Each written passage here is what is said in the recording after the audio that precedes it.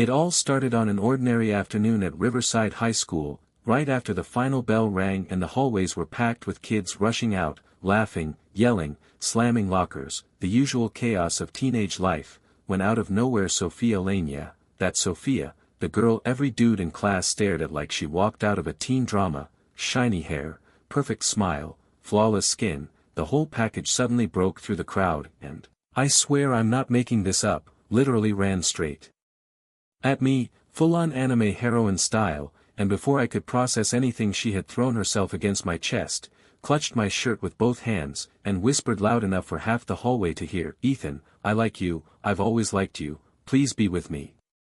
Now if this were some cheesy rom-com, that's the part where time freezes, the background turns into cherry blossoms, and I look down at her tearful eyes and nod like an idiot, but this is real life, and all I could think was, what the actual hell is going on right now? Because first off, Sophia and we'd never had any meaningful interaction beyond group projects and the occasional hi in class. Second, she was supposed to be obsessed with David Carter, our school's golden boy, the quiet genius type who was always at the top of the grade ranking and low-key the only guy I actually considered a rival when it came to academics. And third, right as she confessed, something insane happened. This invisible screen popped into my head, like a live stream chat overlay, filled with comments scrolling past my eyes. I'm talking a full-on barrage of text, people spamming like it was Twitch chat, stuff like, LMAO here she goes again, abandoning David for her white knight, classic Sophia Lane, betraying the one who treated her like a queen just to chase her fantasy, yo Ethan, don't be a simp, stay strong, spoiler alert, she ditched David last life and it ruined him, damn, the plot's already derailed. This timeline is wild. And I'm standing there, frozen, hugging Sophia against my will, while 1,000 invisible voices roast her and warn me like I'm the protagonist of some rebooted drama. My brain short-circuited. Like, what do you even do in that moment? Pretend it's normal. Ask her to explain why I'm suddenly getting live subtitles from another dimension. I mean, I'm Ethan Cole, regular guy with decent grades and a stubborn streak, not some chosen one with magical powers, but apparently the universe didn't care. Everyone around us stared, whispers flying, half the class thinking I'd stolen David's girl, the other half thinking Sophia was just playing games. And then she looked up at me, eyes shining like she'd practiced this in the mirror 1,000 times, and said something even crazier, "Ethan, I came back. I've been reborn. I know the future. Last time I made mistakes, but this time I'll never leave you. You and I were meant to be." And I swear I almost laughed in her face, not because I thought it was funny, but because what kind of TikTok fever dream had I just walked into? A beautiful girl confessing to me is already suspicious, but throwing in the whole, rebirth, I know the future, speech. That's the type of stuff you only read in webnovels at 2 a.m. when you can't sleep. Meanwhile the invisible chat kept spamming, "Don't fall for it bro, she's manipulating you, Ethan stay focused on your goals, this chick only ruins lives, protect David Carter at all costs." My instincts screamed that none of this was right, and for once, I decided to trust those instincts. So instead of blushing or nodding or whatever guys are supposed to do when the hottest girl in school confesses, I gently pushed her away, kept my voice calm, and said, "Sorry, Sophia, but I don't feel the same way. I'm focused on my studies, not on dating. I don't care about past lives or future lives, I only care about living this one the way I want." The hallway went dead silent, like I'd just detonated a bomb. You could practically hear jaws hitting the floor. Sophia froze, her face flickering between disbelief, embarrassment, and anger, like she couldn't comprehend someone rejecting her. And the chat went insane, "King move. He did it. No way, he actually rejected her, let's go." Timeline diverged hard, Sophia coping RN, David Carter about to stan Ethan for life. And here's the thing, I wasn't trying to be some hero. I wasn't trying to impress anyone. I just didn't want to play along with whatever insane script she thought we were in. I could see David standing a few steps away, his expression unreadable, like he was processing 100 emotions at once: confusion, relief, maybe even gratitude. Meanwhile Sophia tried to salvage her pride, biting her lip, muttering about how I didn't understand yet, how I'd regret rejecting her once her knowledge of the future started paying off. But I stood my ground. I had no idea what kind of game she was playing, but I knew one thing: I wasn't going to be a pawn in it. And that decision, that rejection, would end up flipping all our lives upside down, because this was only the beginning, the first domino falling in a chain reaction that would drag me, David, and Sophia into something way bigger than high school drama. After Sophia Lane's ridiculous confession and my public rejection, you'd think life at Riverside High School would cool down, but no, if anything it got spicier, because right after that whole mess the school announced the upcoming selection round for the National Academic Challenge, basically the biggest academic competition in the country. The kind of event that could put your name on college admission boards and land you scholarships for days, and of course only one student from our school would get the honor of representing Riverside, so you already know all eyes turned to me and David Carter, the two guys who've been neck and neck at the top of every exam leaderboard since freshman year. David was the quiet, methodical type, always respectful, always focused, the guy teachers loved because he never caused trouble, and honestly I respected the hell out of him, because he didn't just coast on talent, he actually worked, and he'd earned his place. Me. I had a reputation for being stubborn, sharp-tongued, sometimes even cocky, but no one could deny I had the scores to back it up, and deep down I wanted this chance, not just for bragging rights, but because I knew it would change my future, maybe even prove to everyone that I wasn't just some side character in Sophia's twisted rebirth script. Naturally, Sophia couldn't resist inserting herself into the mix, because apparently being rejected once wasn't enough humiliation, she had to keep doubling down. The day the selection process started, she cornered David in front of half the class and loudly declared that he should step aside, that he should let me take the spot, because Ethan deserves it, he's the one who can truly shine on the national stage, and you should support him if you really care about me. And I swear, my brain almost exploded. Like, excuse me? Who asked her? Who decided she got to play judge and jury of our futures? The chat in my head went berserk again, comments scrolling like wildfire. Bruh, she really said that. Imagine thinking David's whole life revolves around her. Ethan better clap back hard, David deserves respect not pity. I saw the flicker of hurt in David's eyes, the way his jaw clenched, and that was it for me. Couldn't stay silent. I stepped forward, my voice sharp enough to cut glass, and said, Sophia, shut up. This has nothing to do with you. David and I are both qualified, and this decision should be made fairly, based on merit, not on whatever fantasy you're cooking up. Don't insult him by acting like he's only here because of you, and don't insult me by acting like I need you to hand me victory. The silence that followed was heavy, the kind that makes your ears ring. David looked at me, and for the first time there was no rivalry in his eyes, just gratitude, like he finally saw me not as competition, but as someone willing to stand up for him. Sophia, on the other hand, looked like she'd been slapped, her face twisted with disbelief, like she couldn't comprehend why her manipulative little narrative wasn't working.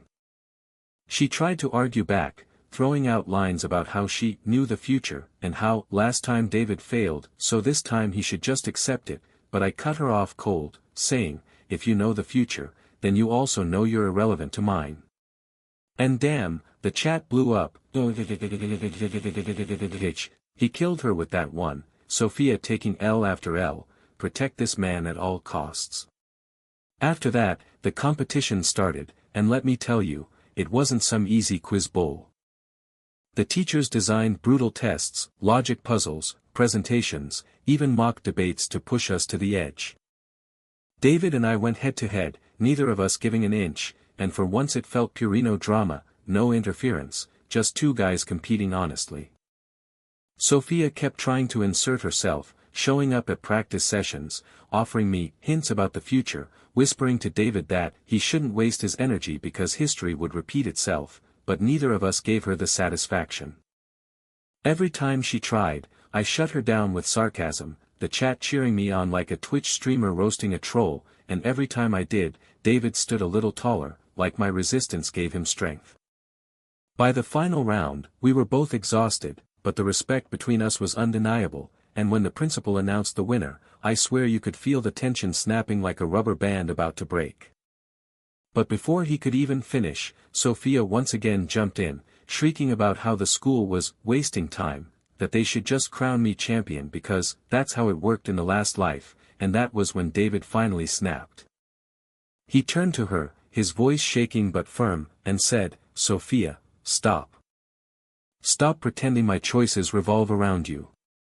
Stop pretending Ethan's future depends on you. We're not your story, we're not your property, and we're not repeating your past mistakes. This is our life, not yours." The look on her face was priceless, like someone had yanked the script right out of her hands and set it on fire. The chat went nuclear. David finally woke up, Bro's character arc unlocked, Sophia speedrunning irrelevance, Ethan and David duo let's go. And me?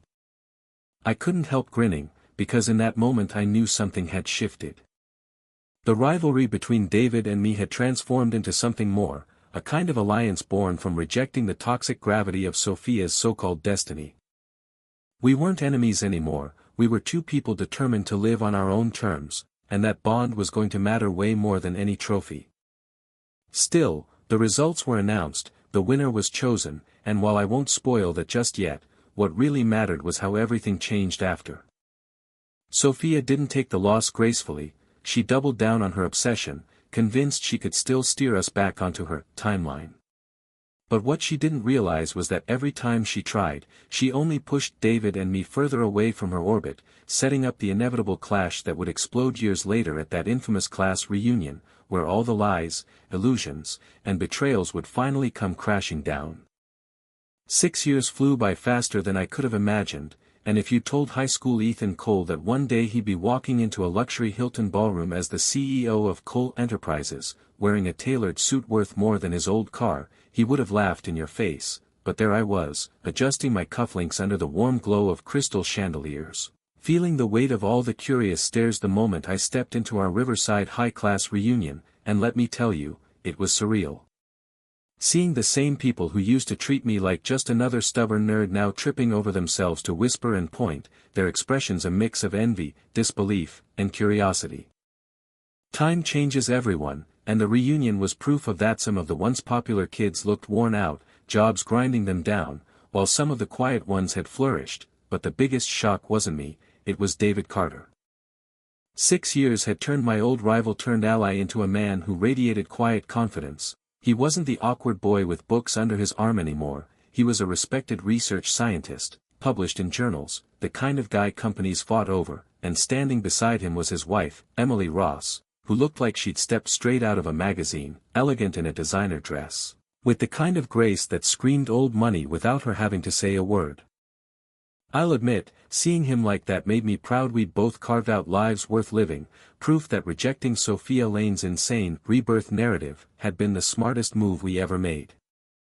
Of course, speaking of Sophia, she was there too, because of course she was, strutting in with the same fake confidence she tried to weaponize back in high school, clinging to the arm of Rachel Miller like they were some mean girl duo who never graduated out of teenage drama, and right away the air in the room shifted. You know that feeling when someone toxic enters a space? Yeah, that. She hadn't aged poorly. If anything, she still had that beauty that made people stop and look, but it was the brittle kind of beauty, the kind that cracked if you looked too close, because underneath the polished exterior was desperation, the need to still be the center of attention, to prove that she hadn't lost. The chat in my head flared up the moment I saw her. Oh, villainess has logged in, she really brought Rachel as backup, LMAO, get ready for some grade A clownery, protect David at all costs. And boy, the chat was right. It didn't take long before Sophia made her move. During the dinner portion, while everyone was catching up, she walked straight up to David and Emily, her voice loud enough for the surrounding tables to hear, dripping with mock sympathy as she said, "Wow, David, I didn't expect you'd actually show up. I thought you'd be too embarrassed, given where you came from. I mean, you really should thank me, right? Without me, you never would have had the motivation to push yourself." Rachel cackled like a hyena beside her, tossing in, "Yeah, you were always just average, weren't you?" riding other people's coattails. And the entire room froze, forks clinking against plates, conversations halting mid-sentence, all eyes swiveling to see if David would take the insult or if Emily would step in. I could see David's shoulders tighten, Emily's hand squeezing his arm in silent support, and in that instant something inside me snapped. I stood, chair scraping back, my voice calm but carrying across the room, "Funny, Sophia, I don't remember you contributing a damn thing to David's success. Unless you count trying to drag him down every chance you got." The room buzzed with whispers, the chat screaming in my skull, "Let's go, CEO Ethan in the house, Sophia about to get nuked, this is better than Netflix." Sophia's smile faltered, her eyes darting to me, and she tried to recover with that same flirty tone she used years ago. "Ethan, you don't have to defend him, you know. You've always been special to me. I knew you'd make it big, I always believed in you." And I laughed, actually laughed, because it was so pathetic, the way she twisted history to suit her fantasy. Believed in me? Sophia, don't rewrite history. The only thing you ever believed in was yourself. David and I got here because we chose to leave you and your nonsense behind, and looking at you now, I can see we made the right call. The gasps around us were audible, Rachel's face twisted in rage, but before she could open her mouth, Emily stepped forward, her voice steady and sharp, the kind of voice that cuts through noise like glass. "Enough. David doesn't need you to validate his worth, Sophia. He's my husband, he's the father of our child, and he's a better man than you'll ever deserve to know. So kindly take your bitterness somewhere else." And boom, just like that, the power dynamic shifted, the room collectively turning on Sophia, whispers turning into laughter, the once feared queen bee exposed as nothing more than a desperate woman clinging to the past. The chat went ballistic, Emily MVP, David wife buff OP, Sophia ratioed IRL, Rachel malding in 4K. Sophia's face turned pale, her composure cracking, but she wasn't ready to give up yet, not realizing she was digging her own grave, because what came next would be the ultimate humiliation, the truth that would burn away whatever illusions she had left, and trust me, you're going to want to stick around for that, because this was only the opening act of the reunion war, and the final showdown was about to begin. The thing about people like Sophia Lane is that they never know when to quit, even when the crowd has turned, even when every word out of their mouth just digs the hole deeper, and as Emily Ross's voice still echoed across the Hilton ballroom, Sophia's lips trembled in this twisted smile like she was trying to convince herself she still held the upper hand, but her eyes gave her away sharp, desperate, scanning the room for allies, for someone to back her up, yet all she saw were old classmates who once tolerated her drama now looking at her with a mix of pity and disgust, the kind of silent judgment that stings harder than open insults. Rachel Miller, bless her clown soul, tried to step in, puffing up her chest and sneering, "You all don't get it, Sophia's just being honest, she was always the star and you were all background characters, nothing's changed, she still shines brighter than any of you." And you could practically hear the collective cringe ripple through the crowd, the chat in my head exploding with lines like, "NPC still running outdated script, Rachel coping speedrun, this ain't it, chief," and honestly it was almost funny if it wasn't so pathetic. That's when Sophia, cornered, lashed out in the only way she knew, attacking David. She raised her chin and said loudly, "Don't fool yourself, David. Without me, you'd still be that nobody trailing behind Ethan. You think your little research papers and your so-called career make you special? Newsflash, no one outside this tiny circle even cares about you."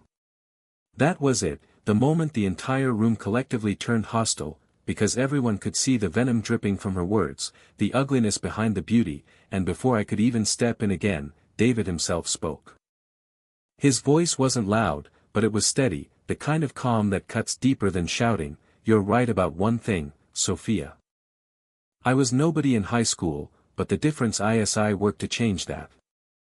I built my life, my career, my family, with my own two hands. You, on the other hand, are still standing in the same spot, looking back instead of forward, clinging to memories where you thought you mattered." The room went dead silent for a beat, then the whispers hit like a tidal wave, people nodding, murmuring agreement, the chat in my head going feral, David mic drop, no recovery from that, sent her to the shadow realm. Sophia's face drained of color, and in her panic she tried one last Hail Mary, turning to me with that fake sweet smile. Ethan, tell them I was important to you, tell them you wouldn't be here without me. And I just shook my head, smiling the kind of smile that wasn't kind at all, because the truth was long overdue. Sophia, the only thing you were to me was a distraction I refused to entertain. I built my success in spite of you, not because of you. If you need me to validate your existence, that's your problem, not mine. Boom. Nuclear. The gasps, the laughter, the way Rachel's face twisted like she'd just bitten into a lemonade was all too perfect. Sophia staggered back a step, like my words physically hit her, and for the first time, she looked small, not the queen bee, not the reincarnated heroine she believed herself to be, just a woman exposed, stripped of illusions in front of the very people she wanted to impress. Emily slid her arm around David, holding him close, radiating this effortless dominance that screamed, final boss energy, while classmates who once bowed to Sophia now openly mocked her, whispers turning to chuckles, phones coming out, people recording, because let's be real, this was prime social media content. And then came the final blow, the part that really shattered Sophia beyond repair. Emily, with perfect timing, announced to the group, by the way, we're expecting our second child. David isn't just successful, he's building a future, a family. Something real. The cheers, the applause, the congratulations, it drowned out Sophia completely, reducing her presence to background noise, a glitch in the system no one cared to debug anymore. Rachel tried to drag her out of the spotlight, muttering excuses, but Sophia's legs moved like stone, eyes glassy, because this wasn't the reunion she dreamed of, it was her nightmare made flesh. She wanted to be the star, the center, the woman both David and I pined over, but instead she was nothing, less than nothing, a cautionary tale in designer heels. The chat in my head had no mercy. Sophia L ratioed permanently, NPC deleted, this arc is peak, Emily Sophia forever.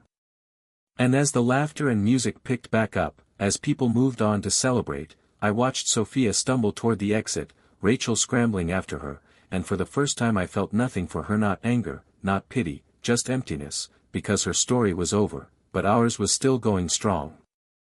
What none of us realized then was that the night wasn't quite finished. The reunion had one more twist to throw at us, a final unexpected event that would turn the victory lap into something else entirely, and if you think Sophia's downfall was dramatic, wait until you see what comes next. Because the past has a nasty habit of resurfacing when you least expect it. You'd think Sophia Lane's meltdown would have been the grand finale, the closing credits on 6 years of unresolved high school drama. But life has this weird way of reminding you that just because one villain exits the stage doesn't mean the show's over. And as the Hilton ballroom settled into a rhythm again, music back on, laughter rolling through the air, people clinking glasses like the past 20 minutes hadn't just been a live-action soap opera, the atmosphere shifted once more, a ripple of tension crawling across the room, and that's when I saw him. An unfamiliar man striding in with the kind of arrogant swagger you only see in guys who've either made it big or are trying way too hard to convince you they have. He was tall, expensive watch flashing, suit tailored within an inch of its life, hair slicked back like he'd just stepped out of a Wall Street recruitment ad, and the moment his eyes landed on Emily Ross, I knew exactly where this was going. The chat in my head lit up instantly. New challenger approaches, who invited this DLC boss, bro got the trust fund baby starter pack, is this Sophia's backup villain? And sure enough, the whispers from classmates confirmed Ithis' name was Brandon Pierce, son of some real estate tycoon family, apparently a former Ivy League golden boy who'd run into David at conferences before, and rumor had it he'd once tried to chase Emily back in college but got friend-zoned so hard he probably still had the scar. The tension was thick enough to slice when he walked right up to our table, ignoring me completely, ignoring David like he didn't exist, and zeroing in on Emily with a smile that screamed entitlement. Emily, long time no see. You look incredible, even more radiant than before.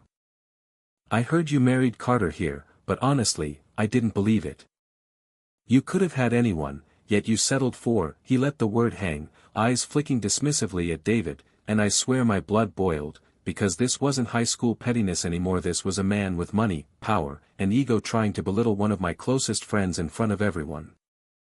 Emily's grip on David's hand tightened, her expression calm but sharp, while David, to his credit, didn't rise to the bait, though I could see the storm brewing behind his eyes.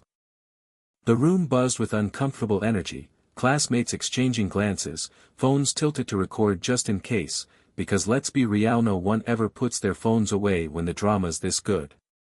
Brandon leaned closer, dropping his voice just enough for the surrounding tables to still hear, "You know, Emily, it's not too late. If you're tired of living the modest life, you deserve better, someone who can give you everything you want, someone like me." And that was it, the final straw. I slammed my glass down on the table hard enough to make people jump, my voice sharp as I cut in. "She already has everything she wants, Brandon, and newsflash, it's not you. Maybe you didn't get the memo, but this isn't college anymore. David's not some kid you can push around, and Emily isn't some prize for you to win. Sit your ass down or walk out, because this pathetic alpha male act is embarrassing." The crowd erupted in gasps and muffled laughs, the chat screaming, "Ethan with the clap back again, bro just got ratioed live, NPC boss fight cancelled, Brandon coping speedrun." But Brandon, arrogant as ever, just sneered, "And who are you supposed to be? Another nobody writing his daddy's company name?" He clearly hadn't connected the dots yet, and honestly, I almost pitied him for what was about to happen, because when I leaned back and casually said, "Ethan Cole, CEO of Cole Enterprises," the shift in the room was seismic.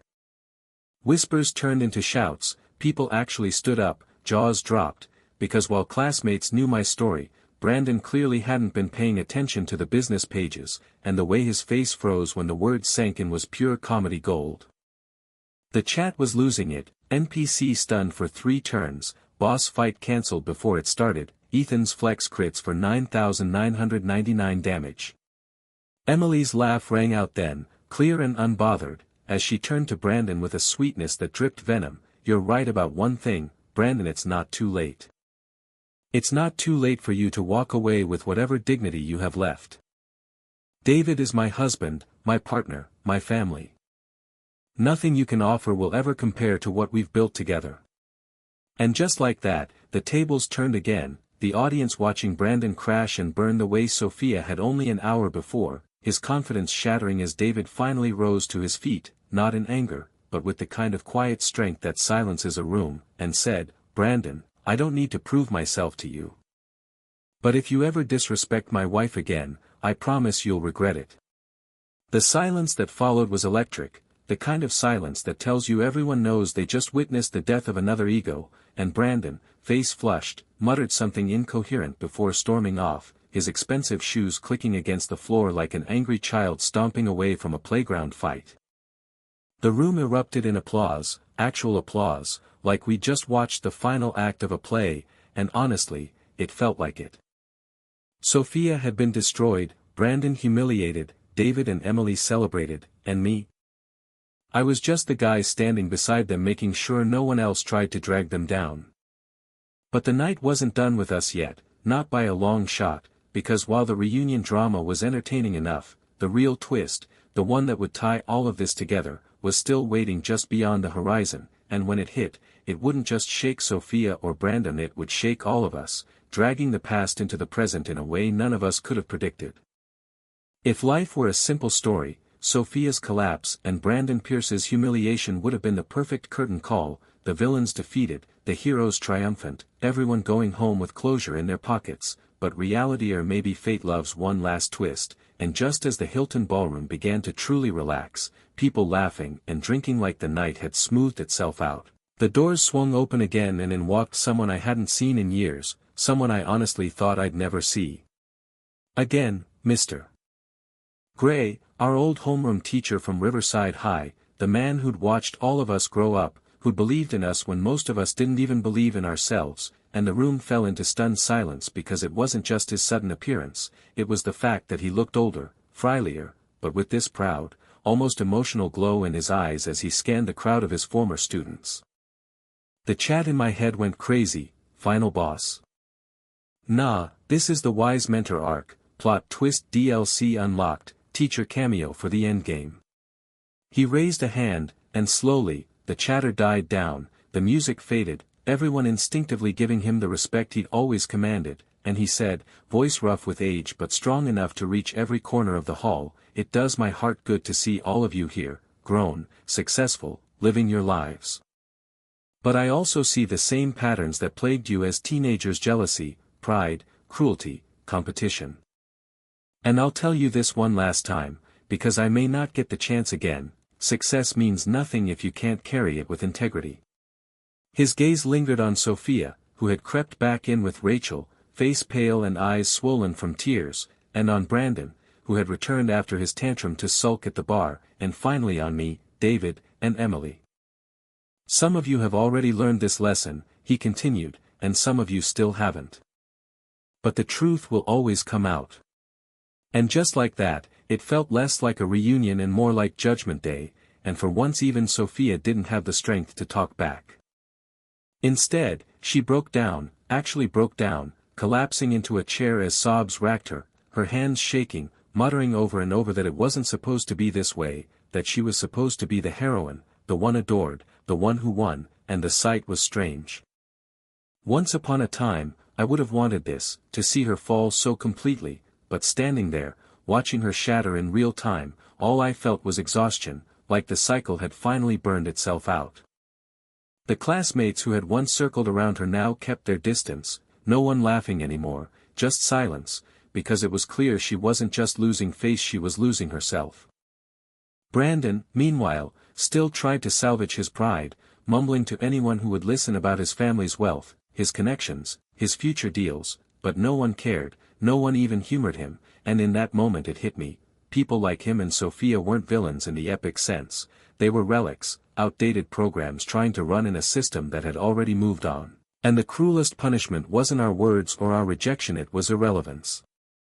David stood beside Emily, hand on her shoulder, the two of them glowing in their unity, and when Emily placed his hand on her stomach with a smile that told the whole world what mattered most, the applause was louder than anything we'd heard all night, because that wasn't drama, that wasn't ego, that was life, continuing, real and unshakable.